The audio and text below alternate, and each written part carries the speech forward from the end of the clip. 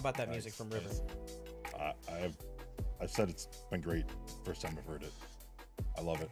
I'm always kind of EDM stuff. So guys, if you've been hanging out right before we got started here, this is music by River, Rivver. He can be found on all major streaming platforms such as iTunes, SoundCloud. What's the other one? The green one? Spotify. So anywhere that you want to get your music, free to use, copyright free, and let them know that a gaming moment sent you over to them. You can download and use on your videos. Yeah, super cool guy too. We're gonna pause that. We're gonna go ahead and get in today's podcast. Got a lot to cover in a very short amount of time. We're starting to try to keep our podcast down to about 30 minutes or so, because we just want to take a moment out of your day and not a full hour. But yeah, like Wildy just said, we'll see. So let's just get into it. What's up, game geeks and tech junkies? Welcome to A Gaming Moment, a weekly podcast about everything gaming and streaming related, including the news, tech, and software behind it. Be sure to follow us on Twitter, Facebook, and Instagram so you can engage with us, as well as find out when we're streaming the podcast and get a first listen before it goes out across all of your favorite podcasting platforms. I'm Diggin07, and with me is WildTwinsFan. What's going on, Wildy? How's your week going? Pretty good. About to head out to the ice with my car. Damn cold. And park on the ice and slay some fish. I mean, that's the plan. So we'll see. Sounds like a dream and nightmare. it's a blast. Before then, we're going to talk a little bit about Sony and their big purchase of Bungie. We're also going to talk about the RTX 3050 and just a little bit about what that card entails and maybe some considerations with it. We also got a couple banter items, just kind of small stuff this week. Talk a little bit about Sony officially ending its arcade center business.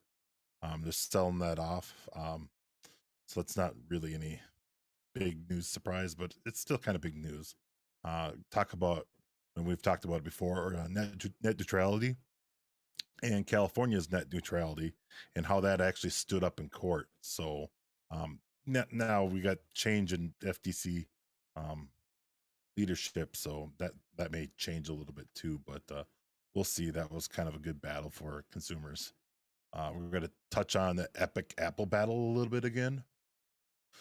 We're also going to talk about Epic's free games for 2022, and also that even though the Epic Apple battle went the way of Apple, we're going to talk a little bit about Fortnite's actually back on iOS again.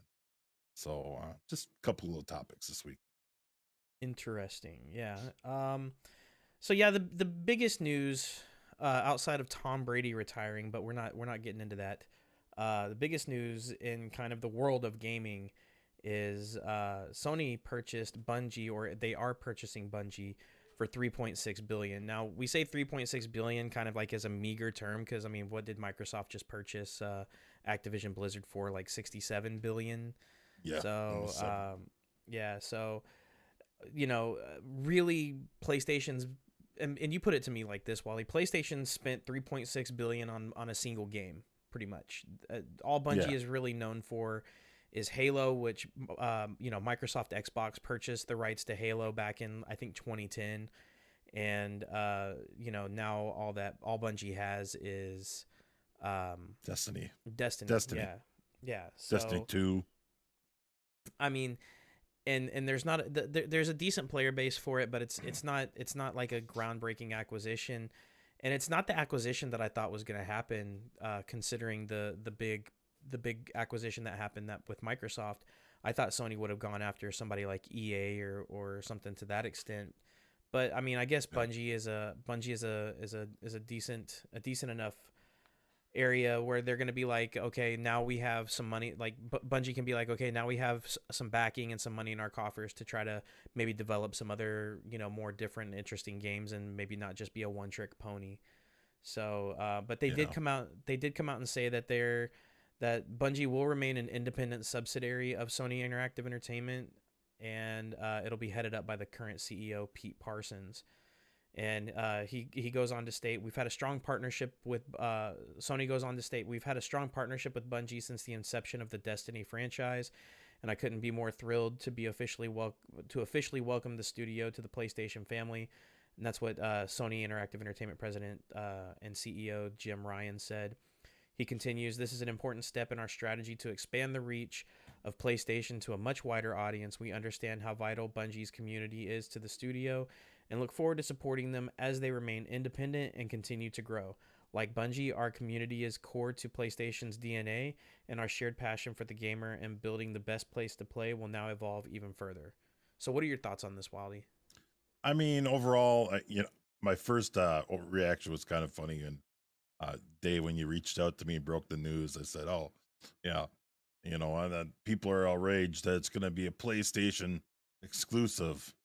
And I said, "Oh, only 3 people are enraged: the 2 Xbox players and the 1 PC player left playing Destiny." But I mean, I was corrected, and Destiny does have a fairly sizable active population, which kind of surprises me because I don't hear a lot. You don't hear a lot of the whole Destiny thing. Like, it kind of petered out there.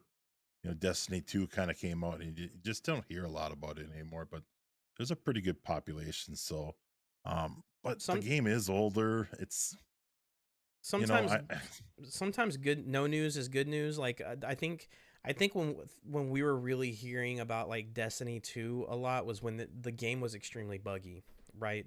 yeah, and they So had some players whining about loot issues, and some of the balance on the looting, and some of the rewards for some of the raids, or I don't remember what they're called. I've only got about 10 minutes into Destiny, and it didn't really do it for me. So yeah, I think I'm not. I got through the intro mission on Destiny 2. That was about it. I mean, so overall, I mean, it's a really small purchase. Um, they are, I mean, they are a development, studio. So, they got some, potential to do some more stuff. So we'll see what they do with Big Daddy Sony's pockets lining. Some maybe, funding some of that stuff, because Sony's actually a very healthy company. Yeah, They very got a lot healthy. of money, so they do real well. So maybe they just need a little money injection, maybe a little bit of uh, A I little mean, bit more I, leadership guidance, maybe. yeah, I mean, a little bit guidance. I mean, they say it's kind of their own studio, but they took them over for a reason, and Big Brother so is that in maybe they're effect. just, I mean, Microsoft was buying up and still is obviously still buying studios. So we'll see what that is, but they started off with some small guys, and now they're picking up, big studios. So maybe Sony's just finally starting to catch a little bit of steam here. So we'll kind of keep an eye on that. Overall, it was blowing up all over everywhere, but I think a pretty minor story.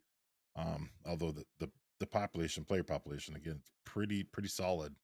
So I think the reason why it blew up as much as it did is it was like, here's Microsoft making this splash move, purchasing Activision Blizzard, and Sony's gonna come back and buy this.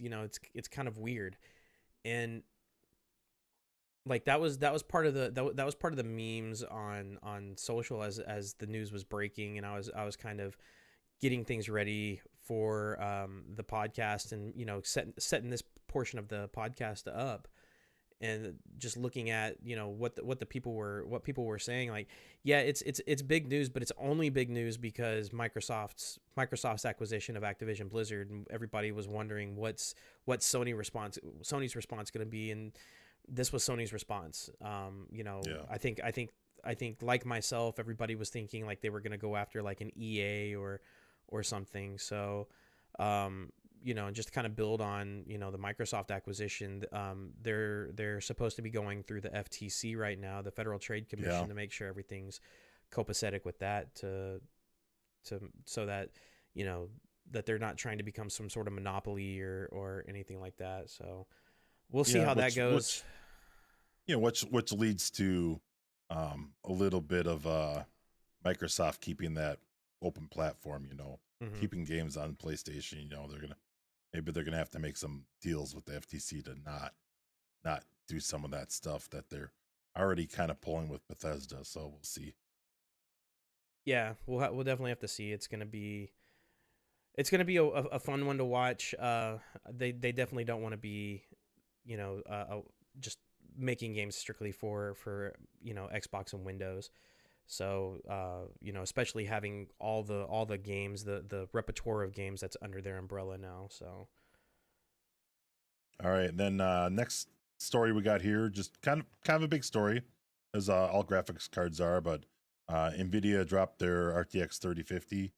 I'm not totally unsurprised by that. We kind of knew it was coming, and finally, excuse me, and finally, and finally, Nvidia comes back out with kind of a price worthy card, something that's maybe semi achievable. If you can get one of the starting price models, yeah, the they MSRP. get If you can get the MSRP models, they get pretty expensive pretty fast. So ah, I don't know. It's looking at some of the benchmarks, they're saying that this 3050 is benchmarking in a lot of cases better than a 1070. And I bought a Strix 1070 5 years ago, or whatever it was, mm-hmm. and I paid 429 for that. So you're seeing some of these models that are reaching that 429 price. From 5 years ago. Obviously got, yeah. So you got tensor cores on the 3050. You got the 8 gigs of DDR6. That's pretty good. Um, yeah, I don't know. It looks pretty reasonable to me. I If mean, the 50 series cards have never been powerhouses, but and they're not supposed to be. it's They're supposed to be budget ones. Like the starting MSRP price for this is $250. Now we know like 90% of the people aren't going to be able to find it for $250 because the stores can scalp them and do their own markup on it. You did the research already, Wildy. Like, if you find one at 250, the next model up, like, or like even the third party processors, they're starting at like 350 or 360, and then you get up to the OC models, and those are hitting 450, and at that I point, did and that's MSRP price. That's not even scalper yeah. price yet. Yeah, So and I it, did it, see it goes some up quick. 3050s. Yeah, I did see some 3050s available at my local micro center, allegedly, for the above $400 mark. Hmm. It's kind of a tough pill to swallow for me, but on the, you're still in that. I don't know. It's a new card. There's 1070 power, which is really manageable.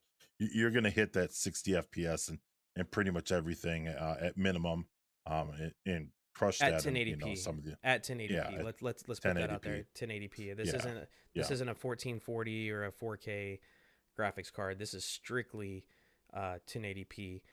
And I doing the research on this, I looked, I watched Gamers Nexus review, and I watched, Linus Tech Tips review. They both have their own, differentiating factors on it. Gamers Nexus makes it seem like it's only slightly better than what is it, the AMD 6500? Is that what it is? The Well, no, it's substantially better than the 6500.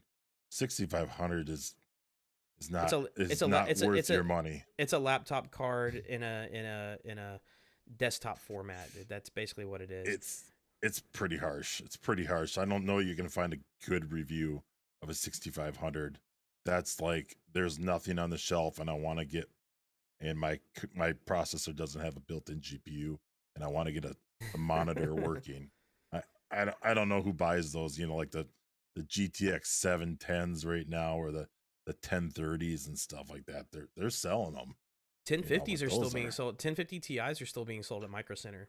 I mean, a 1050 kind of carries some weight, but one of the things, like it just kind of, like usually like that the next year, the next gen card usually beats like the next tier of like the cards or whatever. But so like right now the 3050, but the 3050 should, on that same mindset should kind of outperform a 2060. But But it doesn't. a 2060 has a pretty handsome lead on the 3050. So Yeah, and this is the first. This is the first. They didn't have a 50 series in the 20 in the 20 No, series lineup. So they're bringing it back after what, almost 4 years now. well, 1050. Yeah, yeah. So the 1050 was the Oh, last 50 well, you series. had. I'm sorry, you had the 16. I think you had a 1650, which was like the quote unquote 20 series of the Yeah, of the 50s. So yeah, that's my mistake. So, and even those were kind of hot garbage. So they're trying to compare. They're trying to compare certain things, like they're trying to compare like 1650s or 1660s based on the originating price point, and you really can't, because the 3050 does have tensor cores where the 16 series did not. So you're already getting a yeah. little bit better performance based off of that alone. And now I think the 16 series cards had 6 gigs of RAM. This one has 8 gigs. So you can't compare apples to oranges. You're comparing apples to oranges on that. And just be careful when you're, and that this is something that Jay's 2 cents actually said, like, don't fall for their marketing ploy. Just do the research, find something that has similar specs, and then do the comparison based on similar specs, not based on Yeah, price point. So yeah, it still looks like it's a solid card if you're in a pinch, and you need a budget graphics card. But you're gonna have to do what some of us did. I did it. Wildy did it. You're gonna have to stand outside Micro Center or your local computer shop, and you know try to get one when they open. And that's going to be your best bet at getting it at the lowest price possible, so you're not having to buy it off of scalpers who are upping it $2, $3, $4, $500. So the interesting piece on here, well, we'll spin into this a little bit too, as we were talking, as we are kind of looking at the availability of these cards, and I'm shocked to see that my local store said there was some available, but actually the last time I walked through my micro center, there's 6800, 6900 Oh yeah. XTs sitting on the shelves, dude. Those are $1,000 cards, $1,500 cards, and they're sitting there at an MSRP, and they're not selling them, dude. Like, you can't touch an Nvidia card. Right now, That's kind of harsh, dude. like we That's were kind of we were harsh. we were expecting like the 67s to at least sell pretty good, right? Yeah, So it's weird that we're seeing like 67 and 6600 XTs and stuff sitting on the shelves. And maybe that's because everybody's trusting, putting a lot of the trust in the RTX, in the RTX branding, because everybody is associating RTX with ray tracing. And I think a lot of people don't necessarily trust AMD's ray tracing abilities right now, because it's not proven. And I think the 6000 series are the first cards that have ray tracing capability from I AMD. I think it's driver support. I Well, think a lot driver of people are support, having some of the their drivers are garbage too. So yeah, and then if you're a content creator, it's kind of we talked about that. We mm-hmm. definitely pitched that as a point on those cards, that they don't have the invink, and you're going to take a penalty to do a lot of things that you Yeah, don't for take on streaming and stuff. Nvidia. Yeah. So just kind of interesting to see some of that disparity. And and AMD was talking so big when their cards came out, but they're kind of floundering. So Nvidia's killing it we'll right now. see. Nvidia Yeah. cannot be touched right now when it comes to graphics cards. I was in. It's awesome. I was in San Jose a few weeks ago for work, and Nvidia has a brand new building in San Jose, and it is the most amazing looking building. And you're like, man, after selling the 20 and 30 series, I understand how they're able to afford this big ass nice building. And I'm like, I kind of want to go tour it. Yeah.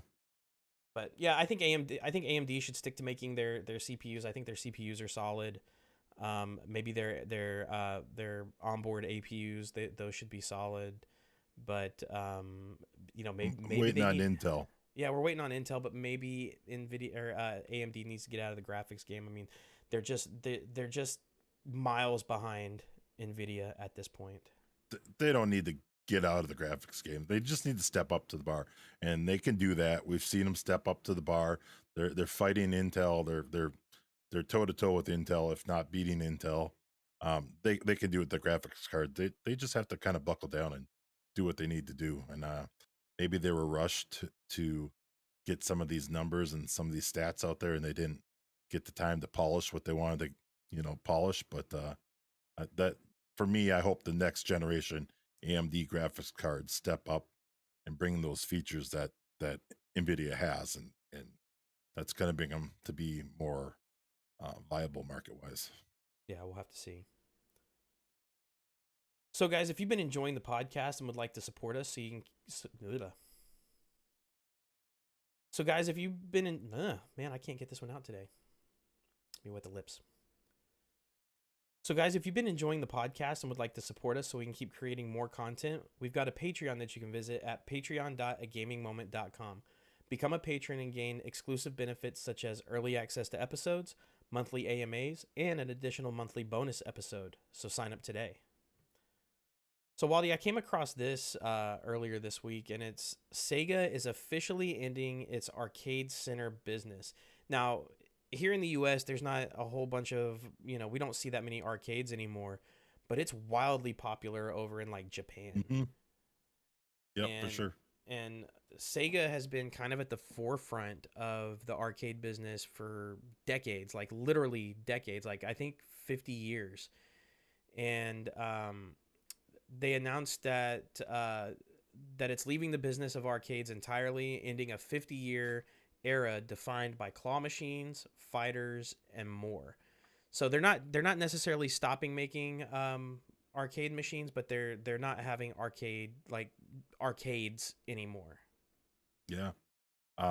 Yeah, maybe Japan's gonna end up going the way of the United States. I mean, we used to have arcades all over the place, and now it's, you used to have video games. When you go to the pizza joint, there'd be a video game at every pizza joint. That doesn't happen anymore unless they got some cheesy iPad tablet with some overpriced games for your kids to spill the drinks on, or I remember Pizza Hut back in the day, man. Like when you could actually go and sit down at a Pizza Hut, like after football or baseball or whatever your choice of sport was, and you went with your team, and then there was a mini arcade over there with like 6 or 7 games that you had your Area 51 game, you had your NFL Blitz game, your whatever NBA Jam.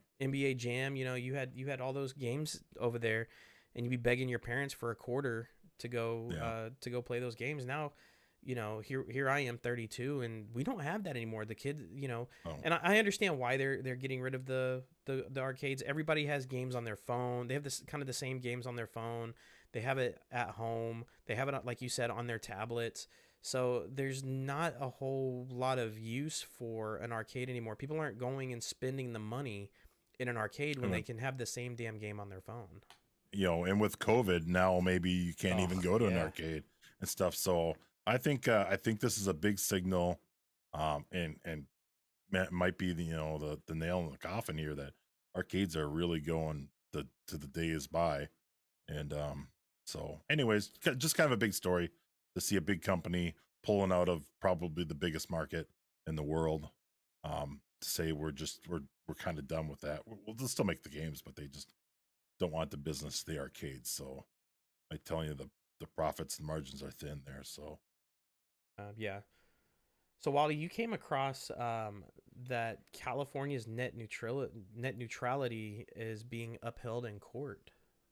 Yeah, so we talked about this a little bit. This is almost a little bit of a follow up, but it deserves its own too. But when they came out and said we can have fast lanes and we can throttle people and stuff like that, the FTC, running with Ajit Pat, who is he's a slimy scumbag as far as I'm concerned, worked for Verizon and all those people. Yeah, tell me he ain't got them in his pockets. But I think the FTC now, the new chairman, she's pretty strong, and she's not going to back down.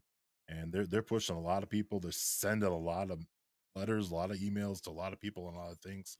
And now that California got net neutrality, they passed their own law to say you can't throttle our people. You can't you can't play these shenanigans that only benefit the big companies. They don't benefit the consumers. They don't benefit the consumers. this is just a way to screw the consumers and get more money. Um, they wrote a law in California, and it, you know, everyone was saying it was going to get shot down, and the courts have upheld it. So that's a big win. Um, I'm sure it's not the last. I'm sure it's, you know, it's the first, but that's a good sign that we're going the right direction. So it's a big thing, you know. Like, I want my internet to be open and free. I don't want to have to pay for, you know, faster YouTube or whatever it is, you know, and some of that shenanigans that, you know, they'll play. Yeah, because And the, we're already paying for, you know, the different, you know, they have different plans for the different speeds, right? We're already paying for that. We don't need to pay extra because we want to watch YouTube in you know 1080p, or we want to watch it in 2K yeah, or 4K. You know, we don't. It's unbelievable that this is even a thing, but you know, big, you know, big tech, big corporate, they're trying to get their money in. And you know, but being that this win actually came from California, when California is usually the one that's doing kind of the opposite of what the rest of the United States is doing, this is a really good sign. Like, this is where, you know, the state of California has kind of been like, no, this is kind of where we draw the line. And it's good that, you know, hopefully the rest of the states and the rest of the country can see this and take that, and you know, hopefully we won't have to worry about this much longer. and let's not forget the billions of dollars that taxpayer money that have went into this infrastructure. It's not, Ugh, this ugh. is not all like, this is not all companies that they've funded all this stuff out of the goodness of their heart, and they're trying to recoup their money, right? Hmm. They've been using our money the whole time to do this stuff. So, you know, this is the consumers Yeah, internet. And they get those government contracts to help, quote unquote, connect America, you know, via you know, whatever digital channel, you know, yep, like all this fiber that's being put into these neighborhoods, and in like your neighborhood, my neighborhood, all of yep, that, that's not being funded by AT&T or Sprint or T-Mobile or out of the Comcast or, goodness of their own heart. yeah, out Yeah, of their right. goodness of their own heart. No, it's being funded by government contracts. And how does the government pay for those contracts? Your pocket and my pocket, buddy. Yep. So talking about another big legal battle, the epic Apple battle. We're gonna touch a little bit on that again. I know we keep touching on it, but that's a huge story, Hmm. right? You remember Epic's battling Apple to say, you know, your cut and your payment processing is a monopoly, and we don't like it, and it's unfair. And they went to court and kind of got their butt handed to them. They lost 9 of the 10 arguments. Um, and so then you have other people back in Epic right now and saying, no, no, no, no, no. The courts got this wrong. And so now Epic's getting some people behind them to kind of gather some momentum to come back and to argue some of these points, or you know, they appealed everything. Each company appealed everything they could, right? Like they're going to. Obviously Apple's going to, because it's gonna destroy their numbers and their financials if they can't monopolize like they are now. So that battle's not done. Um, and then touching on that, one of the things that, if we all remember what happened in that battle, is Fortnite was taken off the iOS store, and that was a big one. But in new news, Fortnite's back to iOS for all you that still play that or are interested in that. Or so now it's on GeForce Now in closed beta. So if you get the GeForce Now app, you can now get it through their cloud gaming service. So you can be playing Fortnite again on your iPhone. That was a big owie to Epic, but they found their way around, and they're back in. So Yeah, through um, G, like, so yeah, so like Waldy said, like if you're wanting to play Fortnite on your mobile device, you have to download GeForce Now. You have to pay for GeForce Now. It's a subscription based model. So so don't try to find it on the Apple Store or anything like that. The App Store, it's in GeForce Now. So it does require you to you know, shell out that monthly cost for GeForce Now. But if you really want to play if you really want to play Fortnite on your mobile device, then that, you know, it's not here's your opportunity. not not very many V bucks each month to shell out for that subscription. So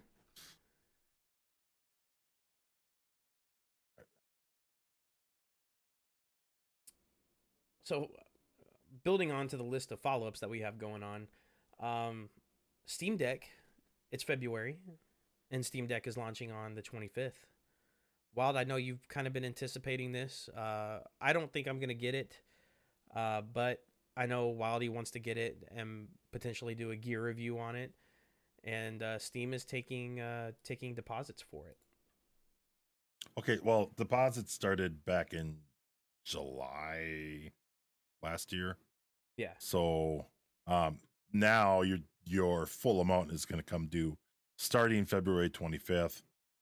The people that signed up for, I believe it's the bottom model, the 64, and is like a 256. I can't remember off the top of my head. Yeah, I think Like it's a 64, 256. 256, and a 512 or something like that. So the 64 and the 256 are they going to be the two models that are released first, and those will be coming due for payment. So if you were one of the early adopters and you put in your whopping $5 to get your spot in the line, be expecting to watch for an email, because I mean I was in pretty early, like I was in the day of. I don't know what that means. I'm sure I wasn't in the hour or whatever that happened. So I'll be interested to see where I fall in this, but I was in pretty early. I got my $5 in and I'm ready. I'm going to pick it up. So when my time comes, I'm going to hit it, you know? So just a heads up. It looks like a pretty interesting piece of hardware, and be interesting to see what we can do with it. And be interesting to see if I put a bigger hard drive in mine or not, or what I'm going to do with it. So Yeah, just know that you'll have 3 days from the receipt, from when you receive your order email to make your purchase, before the reservation is released to the next person in the queue. Um, the first units will be on the way to customers starting the 28th.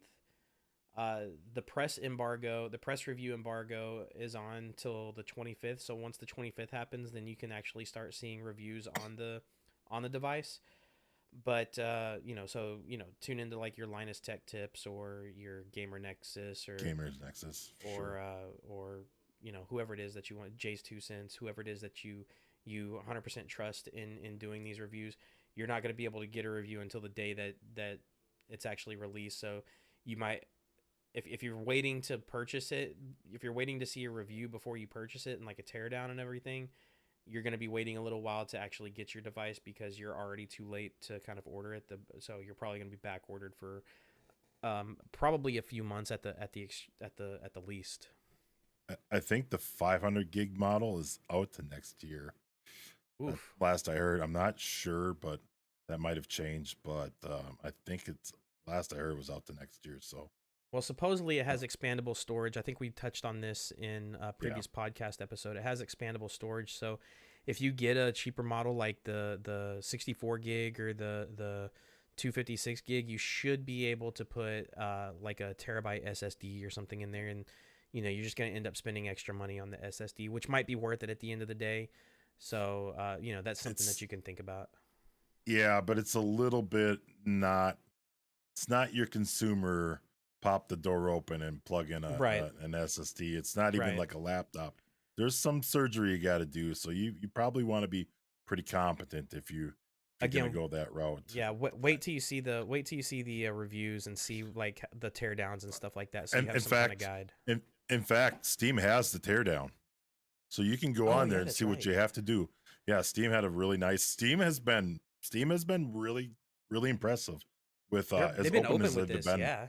Yeah. So I mean, I love to see that. Definitely not super surprised that Steam's the one leading the way, because that's kind of what they do. But impressive nonetheless. Okay, and then last follow up, a big follow up, because I know there's a lot of you out there, but Hyperscape, as we covered, as a battle royale kind of a more of a I don't know what you call it. There's more height in that game and stuff like that, like rooftops and different levels and buildings and stuff like that. And came out last year, right? I don't think it's much more than a year, but your time is done. Hyperscape, they're throwing in the towel. They're ceasing service, and it's done now. So Yeah, just Ubisoft again, said I'm not dealing with this battle royale crap because the community's too damn toxic. No, I'm joking. no,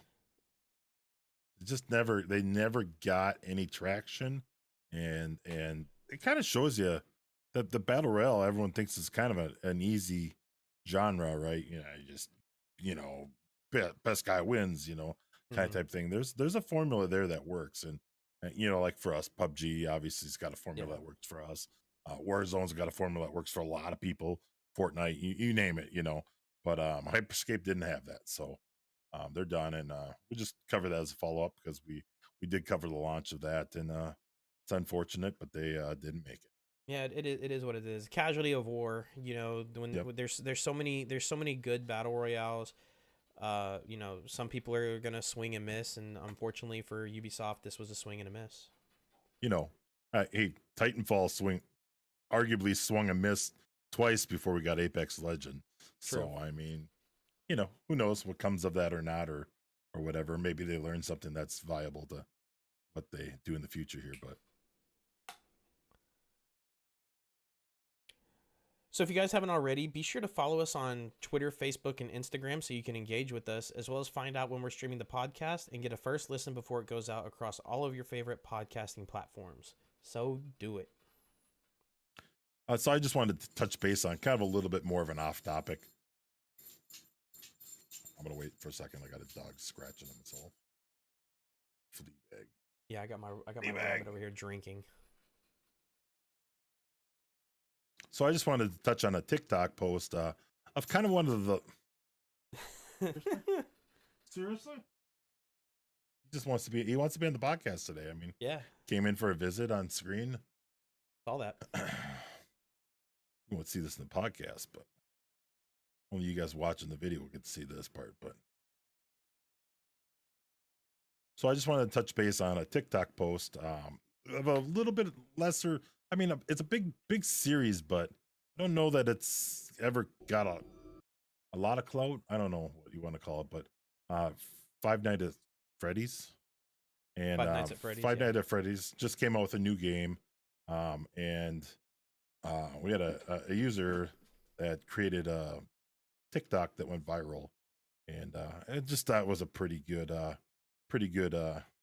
TikTok, and just a little bit interesting to see a little bit more of the off, off meta games and the main games that people are playing and stuff like that. And the guy created a TikTok with Freddy, and he's talking about just being a material girl, and it's so I don't know if you guys have seen it. We'll have to. We liked it on on TikTok, so you can follow us on TikTok and see it. Yeah, I don't and know more. if you guys haven't seen it yet or played the game, it's actually a fairly decent game. I've watched the playthrough from like Markiplier and a few other people. It's a pretty good game. Give it a try. It It's the has its first it's the first Freddy game that I think I would actually even play. Like it's not as much of like the time scared like interactions. Like my daughter plays it and she's amazing, and it boggles my mind to watch her play because you have to know what you have to do for each individual characters. mm, And then she was playing like what's the ultimate what is ultimate gotta ask his hold daughter. on. He forgot.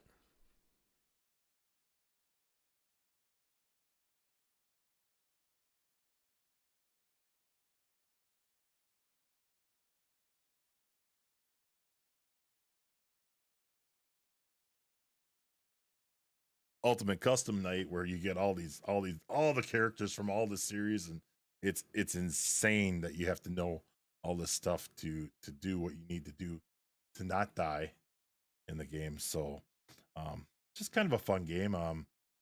This one's a little bit more guided and a little more Heidi and some of that stuff, and more my type of game, but just kind of a different mix up on the Freddy games. So, and going viral on TikTok. So, kind of cool. Yeah. So since we talked about arcade games, and we're two old farts that actually have gone to arcades and played arcade games and whatnot, what is your we'll break it down to just specific Sega arcade games. What was your favorite Sega arcade game? So yeah, like I had to look because I wasn't even sure who made the game, but I remember. Man, this dates me. I'm making me sound old now. The Mall of America had just opened, and the Mall of America had multiple arcades, Uh-huh. and one of the arcades had a Ferrari game in it, and it was supposed to be very lifelike and very unforgiving and very realistic. And so it was the Ferrari 355 Challenger game, and I remember playing that game, and I was terrible. I was terrible. Had no concept of speed and cornering and any of that stuff. And I was kind of, um, I wanted to be I wanted to be a race car driver or whatever back then and stuff like that. So, that game humbled me very fast. But it was good to actually get kind of good at it. Expensive, but the 355 Ferrari Challenger game is pretty cool. You can still find some around. Pretty neat game. So that was my favorite. Mine was House of the Dead. I've always been. It's funny, like looking back at it, I've always been a first-person shooter, a shooter type game. Like my other absolute favorite game, arcade game, was Area 51, which was not developed by Sega, but still a first person shooter game, uh, arcade game. So it that yeah. So I would say the House of the Dead. That was like my first zombie first person shooter game that had the bats flying at you, and you had to kill the zombies, and Yep. you could have two players and whatnot. Very very fun. Yeah, that's a good shooter game. That one's like co-op, right? Yeah, it's co-op. Yeah. So yeah, good game. Good game. So yeah, I mean arcades kind of, I don't know, they're gonna be a thing of the past. I still like to play a claw game or two when they pop up. Somehow I got pretty good at claw games in my I time. think Maybe I just I don't think claw games are going anywhere, just because simply because you can't replicate that experience on a digital device. Like yeah. the thrill, you can't there's so many like nuances and factors that go into it. So I don't think you'd be able to replicate it Did you in see in a digital way.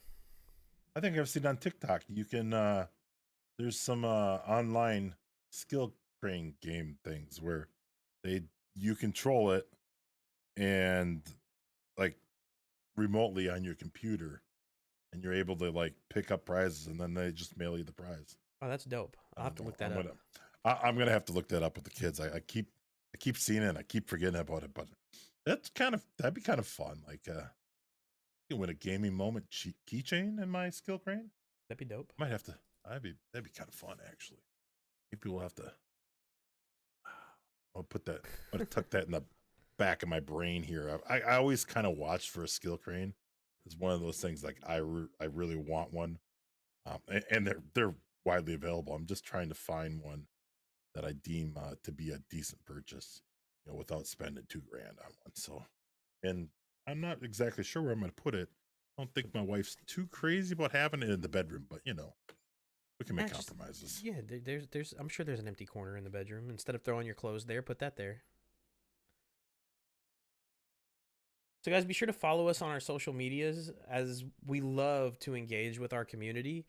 Um, we're on TikTok, we're on Twitter, we're on Facebook, we're on Instagram. We're making it a huge point to be more active on those social media platforms moving forward. We were pretty active before, but we're trying to be more active moving forward now. And that's going to be it for this episode, guys. Who do you think is going to be the next gaming company to get acquired? Like I said, my belief was going to be EA, so I still think it's going to be EA. And then let us know on social media what you think. And next week, we're going to have Kyle Doran, CEO of the NetVR, joining us on the podcast to talk about the VR space, the metaverse, and the future of VR and streaming. So thank you guys for listening in. Consider our Patreon to support the podcast. And also by going to merch.agamingmoment.com and picking up some awesome merch like our super warm hoodies, because it's still cold outside, guys. There's a big winter storm coming through the United States. And subscribe to us on your favorite podcasting platform. Be sure to leave us a 5-star review of the podcast. Also, check back weekly for the next episode. And until next time, keep grinding. Puppy dog. You say goodbye, puppy dog. You say goodbye, puppy dog. Didn't want to say goodbye. Thanks for tuning in, guys.